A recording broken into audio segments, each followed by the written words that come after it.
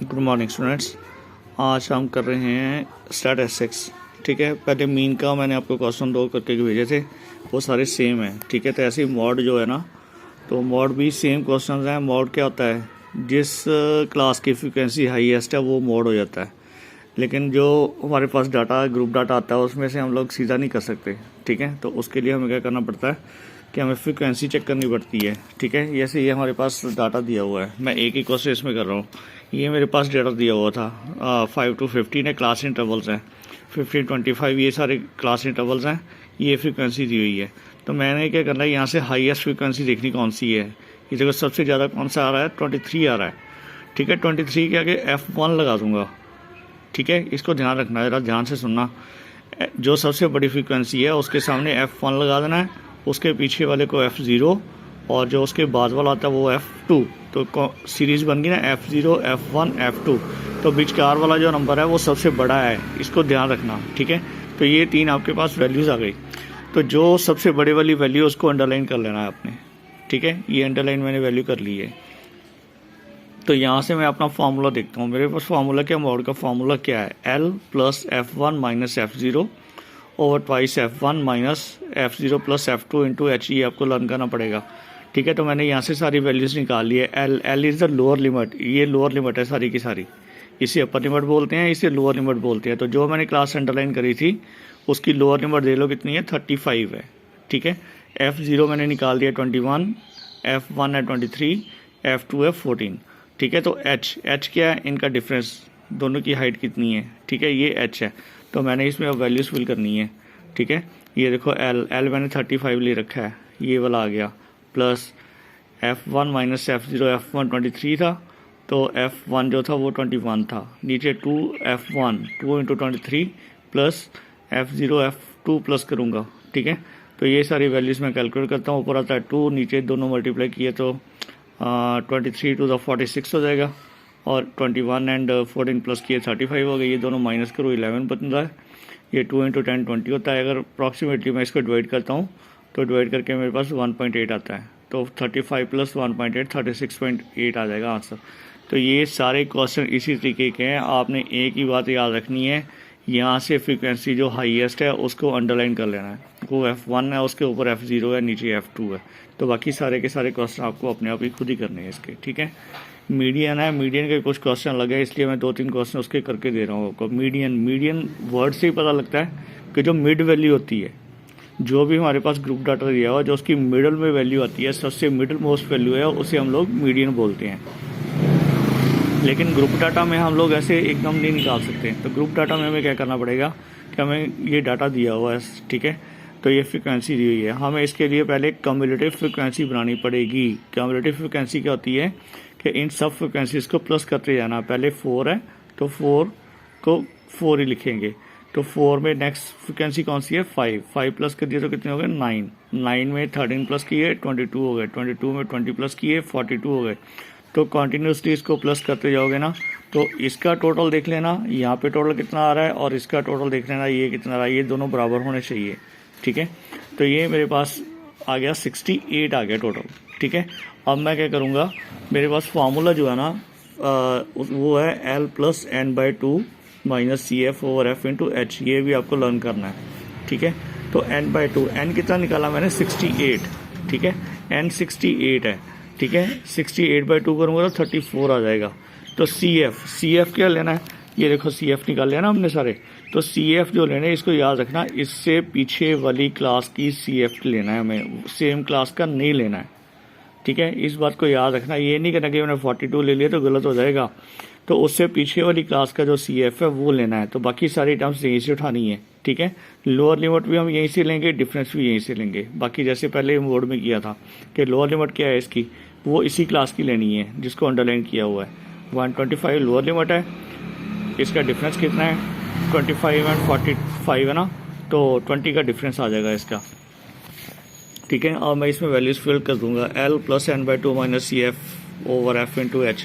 तो values fill करूंगा तो मेरे पास ये आंसर बन जाएगा। ठीक है, एक क्वेश्चन ये दिया हुआ, इसमें फ्रिक्वेंसीज मिसिंग है।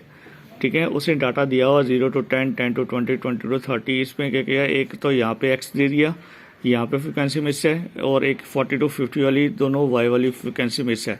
तो कहता है एक्स और वाई की वैल्यू आपको निकालनी है। इसका मीडियन उससे दिया हुआ है, ठीक है।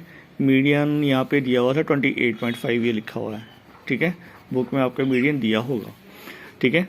तो हमने क्या करना है, पहले तो मेथड तो वही रहेगा, मेथड से चेंज करेंगे तो सी एफ निकालना पड़ेगा हमें। तो सी एफ के लिए सब वैल्यूज़ प्लस करेंगे। 5 तो पहले का 5 ही रहेगा, 5 + x हो गया। देन 5 में 20 प्लस किया 25 + x, 25 में 15 प्लस किया 40 + x हो गया। 40 + x में y प्लस करेंगे तो 40 + x + y हो जाएगा। ये नहीं करना 40y नहीं कर देना, 40 + x + y, ठीक है। तो नेक्स्ट में 5 प्लस हुए तो 40 + 5 45 हो गए। न्यूमरल्स में न्यूमरल्स प्लस होते हैं, वेरिएबल्स आपस में अगर सेम है तो प्लस हो जाएंगे, अदरवाइज प्लस नहीं होते, ठीक है। 45 + x + y तो किसके इक्वल होना चाहिए, इसको 60 के इक्वल होना चाहिए।